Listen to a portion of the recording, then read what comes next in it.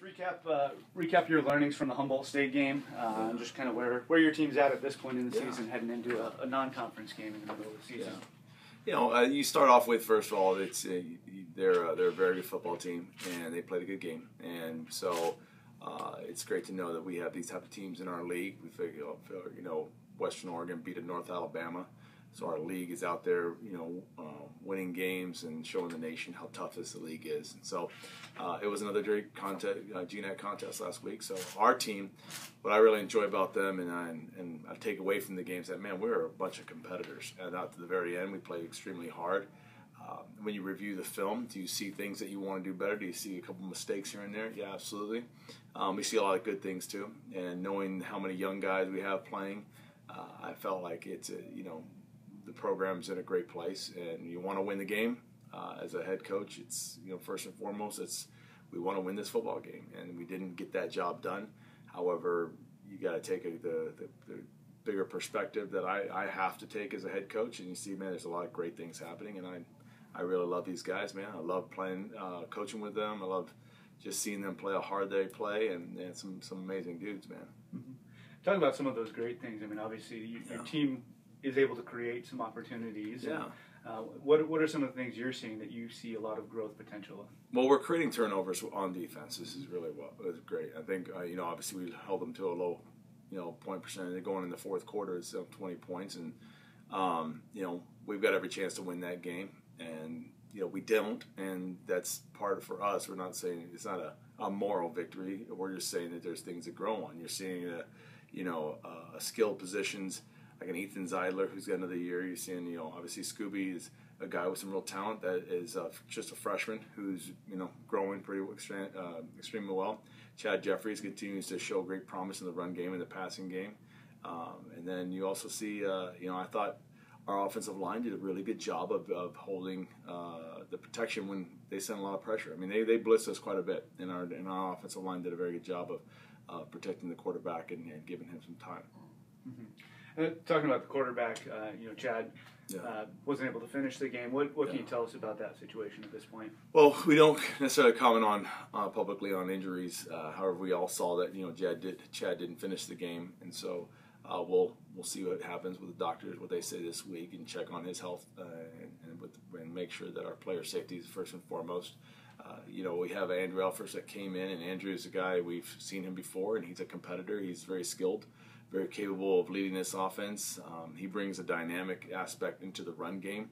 He's such a physically strong running back. I always think of the type of runner who he is and the type of leader that he is. It adds a lot to our football team. So we're pretty fortunate to have such two high quality quarterbacks, and to have Andrew be at a place where he can help finish the game out. I thought we're in a good place. So relatively speaking, our program is obviously growing, and we're excited about who these guys are, and I think we're excited to get back to work this week and get after a home game. And it was good to be here after that long travel. And then defensively, Gardner got his yards against you guys, but like you mentioned, holding them to 20 points, for that long of a stretch to kind of keep your team in the game. What are some of those positives you've been finding defensively? Defensively, just the conviction the defense is playing with, the conviction of just the passion, how they run, play like their hair on fire, is like we always talk about. And with the relative youth in our program, on the defensive side, they've really bought into the system. They really know where they're going. And I turned the film on, and I was like, you know what? That's 11 guys on defense that are getting after it. There are mistakes to be made. There's some technical things that have to be cleaned up that would help make some of those plays that we need to have make. There's some understanding that still needs to be there, but corporately, these guys are hungry. Love this defense, who they are, and just be able to work with them. And so, I'm fired up for these guys. They're growing in the right direction. And then, kind of keeping with that theme, as you look at this next week's opponent, Dixie State, defensively, seems like you may see a different look offensively from Dixie State and kind of that matchup. What do you know about Dixie State between now and the last time you played them? Well, they're a program in transition. They're a program that's they brought in new coordinators, and I think they're still learning their systems. They went with Blackner this last week, and she's as a quarterback, he has a pretty live arm, and so that brought a different aspect to the game that we hadn't seen in the previous reports we have. They're a very talented group, and it's looking at how the way they play the fourth quarters. I mean, it's a hungry group. They're excited for their future.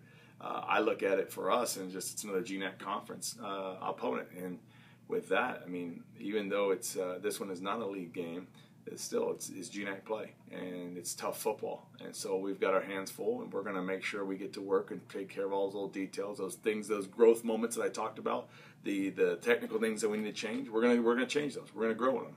Our guys are ready to go. And so in the bus ride, that long bus ride home from Humboldt, you get a chance to really realize, okay, these guys are in great spirits, they're fired up, they're disappointed about a loss, but they're hungry to keep things moving forward. And as a head coach, man, I love working with a group like that. And then for your first 6 games were all road games, and some really tough road trips in there.